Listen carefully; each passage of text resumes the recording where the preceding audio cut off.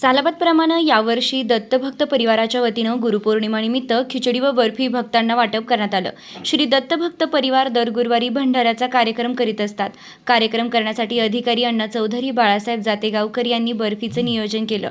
अल्पेश पटेल, रवी पाटील, गणेश जाधव, राजू शिंदे, मकरंद जोशी, गोपाल शेठ, हरी ओम चहावाले, स्वप्नील चौधरी, माधव अण्णा, आशुतोष साखरे, संकेत वारघडे, बापू जवळेकर, अनुज निकम, भूषण पाटील, सतीश सुरवाडे, मधुकर म्हस्के, शिवम सोनवणे, योगेश घोलप, हरिभाऊ पलांडे, संदीप मोरे, भाग्यश्री चौधरी, निलिमा घोलप, कविता नवाळे कार्यक्रम यशस्वी करण्यासाठी मोलाचे सहकार्य. निर्भीड ज्योत पत्रकार संघाचे उत्तर महाराष्ट्र संपर्क प्रमुख अधिकार अण्णा चौधरी यांचे मोलाचे सहकार्य कायम असते, असे रोखठोक रणरागिणी न्यूजशी बोलताना श्री दत्तभक्त परिवारातर्फे करण्यात आले.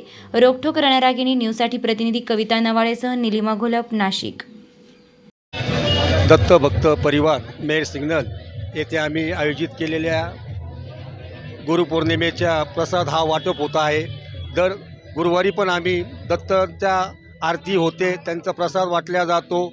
अशी आमची परंपरा कायम चालू आहे. त्यात मोलाचं सहकार्य आमचे अधिकारी चौधरी साहेब, आमचे जातेगावकर साहेब, आमचे पटेल साहेब, गणेश, आम्ही इतर सर्व ह्या कार्यक्रमासाठी आवर्जून मेहनत घेतो. सगळे व्यवस्थित असं सर्वांना आम्ही प्रसाद देण्याचा प्रयत्न करतो. जास्तीत जास्त प्रसाद वाटला जातो आमच्याकडे.